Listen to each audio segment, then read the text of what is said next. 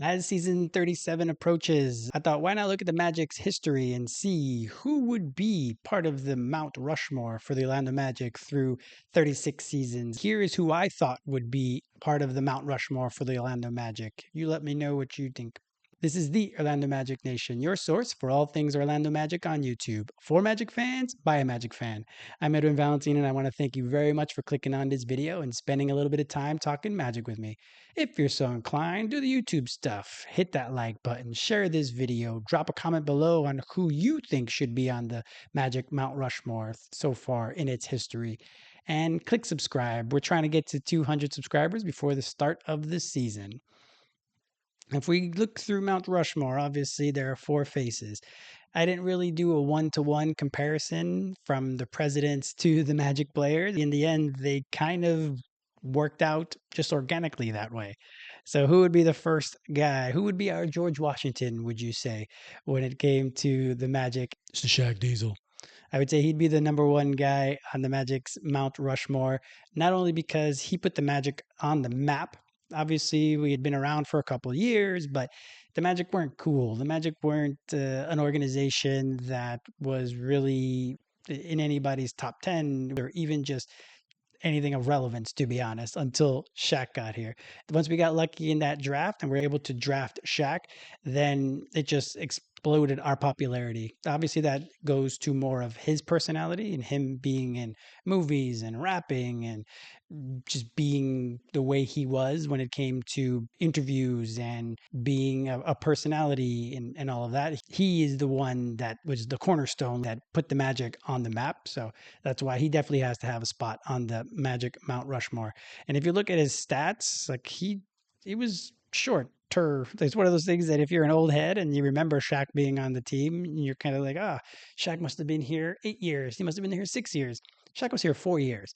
It was only 4 years. And in that time, we made the NBA Finals. So he was like a comet, let's say, or just kind of like a president, actually. If you look at it, he had a 4-year term and that was it. And then he moved on to a different team. So if you look at his stats, Rookie of the Year in his first year, All NBA player in his second year, and the same in his third year and his fourth year. This was a time that there were so many good centers where Olajuwon was around, Ewing was around, David Robinson was around.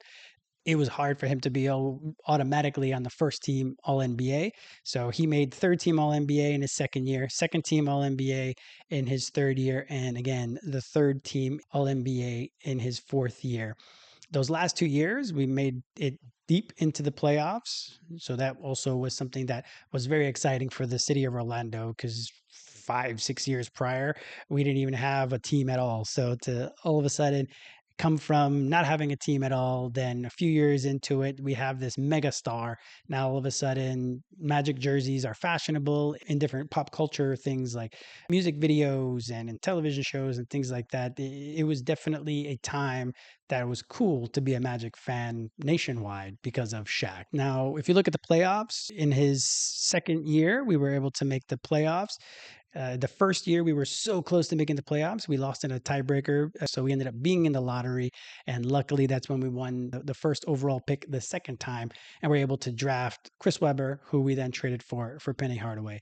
But in the second year, when he had Penny in tow, we made it to the first round of the playoffs where we got swept by Indiana. But in that second year in the playoffs, we went straight from losing in the first round to beating Boston and closing out the Garden. So that was a big occurrence because we were the team that closed out the Boston Garden. They ended up moving into their other arena after that.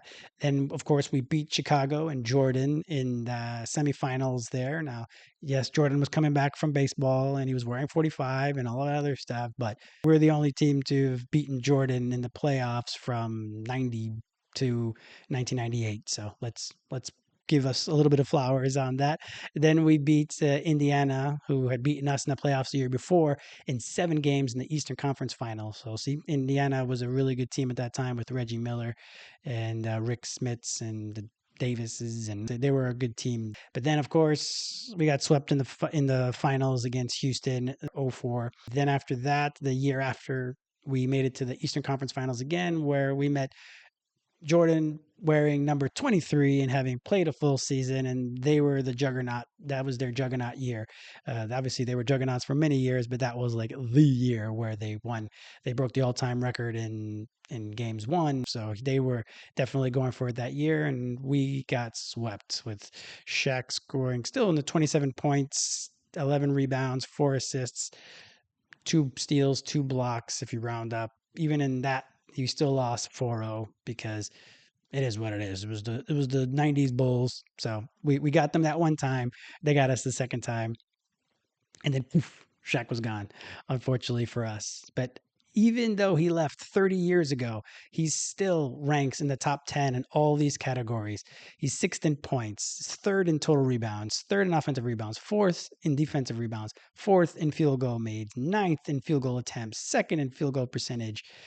Free throws made, even though he was such a poor free throw shooter, he's still third on the team and second in attempts, second in blocks still after all this time.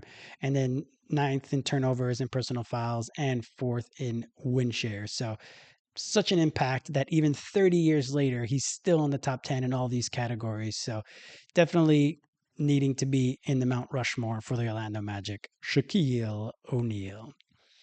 Then the second one, I'd say would be his running mate. Penny was an important piece to the team that made it to the finals, obviously. And he was in his second year there, and he was a comet. His career, unfortunately, got derailed due to injuries with the Magic, and then later on with Phoenix and New York and all the other places he played after the fact. But in his time with the Magic, he was all NBA, all star in the MVP conversation. So he definitely, even again, the same. He's been gone for about 25 years and he still ranks in the top 10 in so many different categories. But with Penny coming in, it just added to the cool factor of the Magic. So Shaq kind of put us on the map.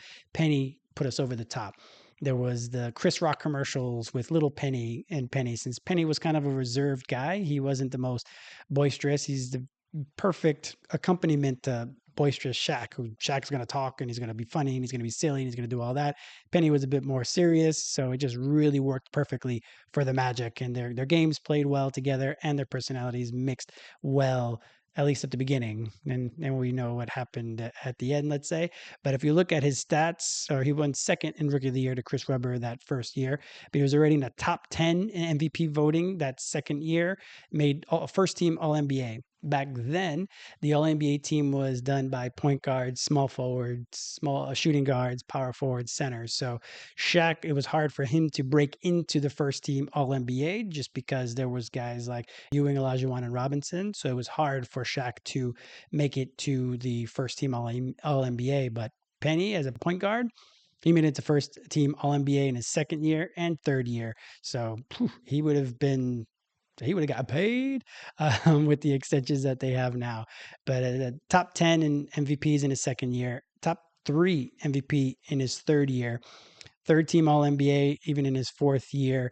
And by then in his fifth year, injury hits. He only has 19 games, and then he played all 50 of the strike shortened season for the Magic and was top 16 in MVP voting still. So he was still somebody that was important. Even after Shaq left, he was still able to get us to the playoffs. Obviously, that second year when he only played 19, there was no playoffs, but he still was an impactful player for us even after Shaq had left. That just shows the talent, even through some of the injuries that he started to have by the end of his time with the Magic. If you look at the playoffs, again, that first year we lost to Indy, and then the second year was our finals run. Then the third year was our run in the Eastern Conference Finals. Then the years after Shaq made it to the first round of the playoffs, lost in 5 games. Back then, the first round was only 5-game series. So we lost in 5 games to Miami in the 96-97 playoffs. And then we didn't make the playoffs the following year when he only played 19 games. And then we made the next playoffs, again, losing in the first round to Philadelphia 3-1 in the 98-99 season. So then after that, poof, he was gone too. So he made it 6 years. So we had Shaq for 4 years, Penny for 6 years, and then after that, then luckily we ended up with the next guy that's going to be on the list. So we were still able to stay relevant because we had such a high octane scorer. So that was a good thing. Then after that, it starts to get a bit fuzzier. But even again, after leaving 25 years ago, he's still in the top 10 in all these categories. He's still ninth in points, nine in offensive rebounds, fourth in assists, fourth in triple doubles, seven in field goals made, 10th in field goals attempts, free throws made, top five in both made and attempts, still top three in steals, fifth in turnovers, eighth in minutes played still, which is great, even with the whole missed season basically in the 97-98 season, and sixth in win shares. So Penny, for me, even though it was longer run than Shaq, but for me, Penny definitely deserves to be on the Magic Mount Rushmore. And we look at the third guy on the Mount Rushmore, another one of the comets that we had, T-Mac. So as I mentioned, once we were getting away from Penny, then we had the Heart and Hustle team, which is one of those teams that are near and dear to many Magic old heads' hearts, just because that was just something that we were outmatched in most games, but just for grit and determination, we were able to do so well that year, or as well as could be expected when we were having a downturn in our talent, let's say at that time. Then we get T Mac. T Mac was supposed to have a running mate of Grant Hill. That just didn't pan out due to Grant Hill's injuries, but we're able to sign T-Mac as a free agent at that time. He's definitely our biggest free agent signing of all time. So we were able to get T-Mac at such a young age. He had already played a few seasons in Toronto after coming out of high school. So in the 4 years that we had him, he was number one in most improved player, partially because he was kind of second fiddle to Vince Carter while he was in Toronto. And then he came in and was the guy.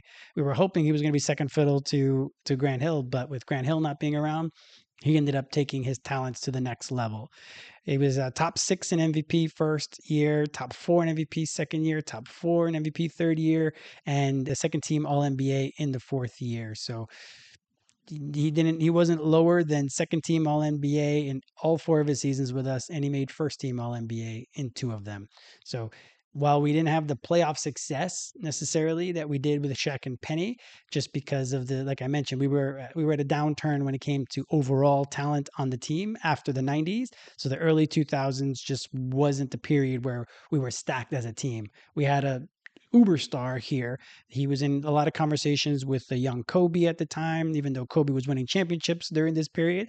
But just talent wise, T Mac was on par with Kobe, if not a little bit lower, of course. Especially we were going to see it that way because he didn't get to championship rounds. He didn't have the playoff success, but talent wise, there's a lot of times where he would get the best of Kobe whenever they played. So T Mac was definitely one of those stars that we had. And he's also like a presidential term. Only 4 years we had him. And even again, in those 4 years, he ranks on the all-time list in the top 10 in all of these categories. Fourth in points, 10th in rebounds, both defensive and total rebounds, ninth in assists, fourth in triple doubles, sixth in field goals made, fifth in field goal attempts, second in free throws made, and fourth in attempts, seventh in steals, ninth in blocks. After all this time, after him being gone for over 20 years, he also is still in the top 10 in blocks and fifth in win shares. So that we're consistent and we go through a little bit of the playoffs bit. We made the playoffs 3 out of the 4 seasons. He was here, but we lost in the first round each time. 3-1 to Milwaukee, 3-1 to Charlotte, and then the third one is the one that hurts the most because we were up 3-1 against Detroit in the 02-03 playoffs, and he was excited about that and was saying that, oh, it was so exciting to make the second round, and in the end Detroit came back and won the last three to take that series. The 2002-2003 was the first year that the first round was a 7-game series. If it would have been 5 games, he would have made it to the second round, but it is what it is there. So that's why I believe T Mac deserves a spot on the Mount Rushmore. And the last spot would be the newly minted Hall of Famer, Dwight Howard. So it's perfect here that we have two centers and two guards basically on there, because that just shows the Magic. The Magic obviously also have other great players that could be in some people's Mount Rushmore. Don't forget to drop the comment below and let me know who you think could have bumped maybe T-Mac or Penny off of the list here.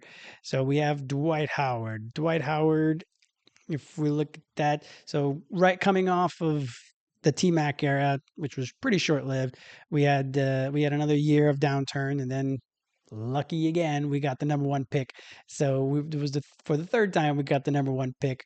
And this time we used it on the high schooler Dwight Howard. So the first couple seasons he was getting his footing. So as you see, as a 19-year-old, he had still 12 points per game in his 19-year-old season.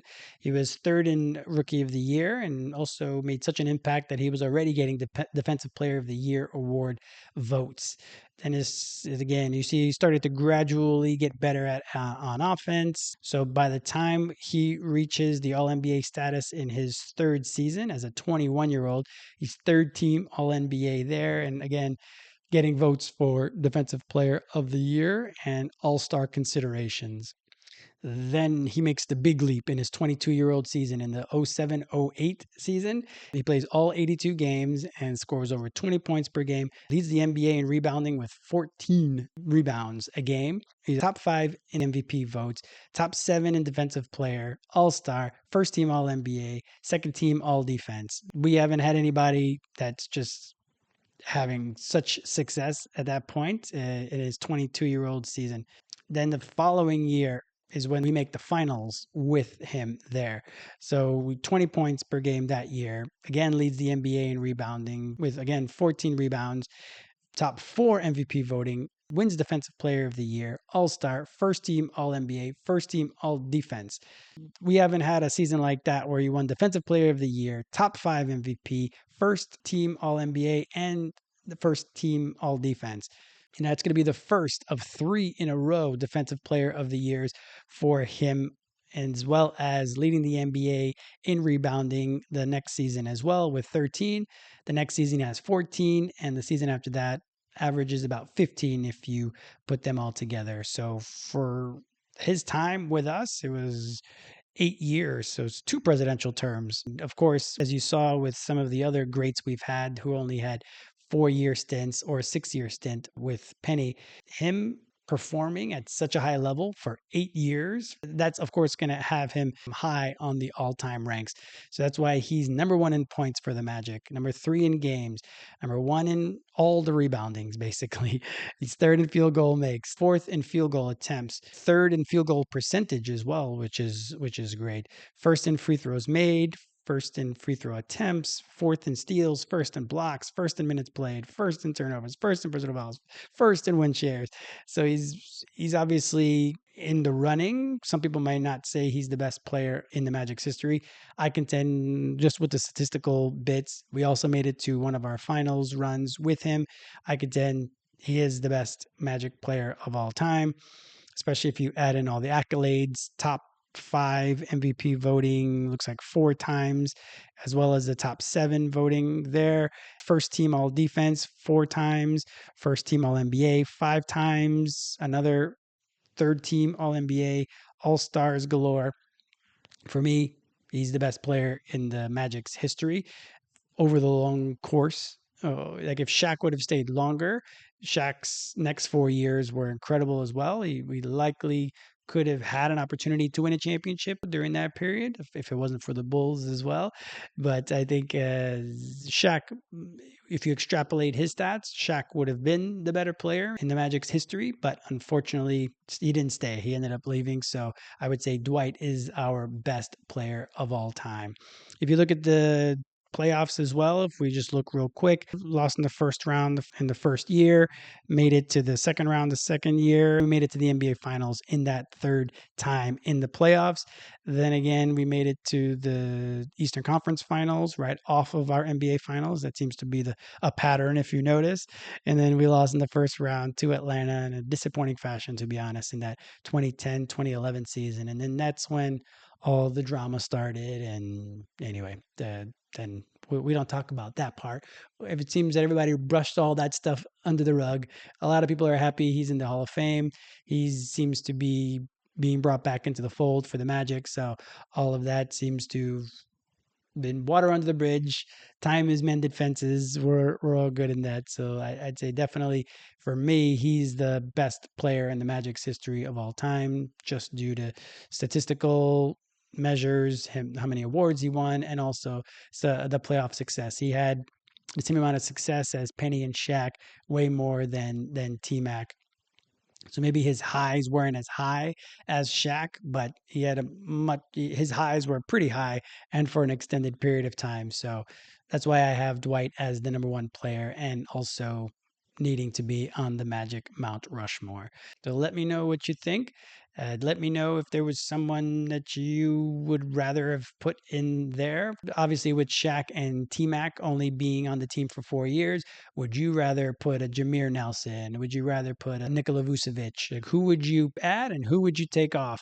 So just drop a comment below letting me know. And again, I really appreciate you watching the video. Don't forget to do the normal YouTube things. Hit that like, share the video, drop a comment below. Again, just let me know who you would have in your Mount Rushmore and hit subscribe. Looking to get to 200 subscribers by the beginning of the season, and that would go a long way if you just hit that on there. And you also don't miss out on any of the Orlando Magic content that I produce, because that's what I'm about here on this channel. So again, thank you very much for watching this video, and I hope you're having a great day.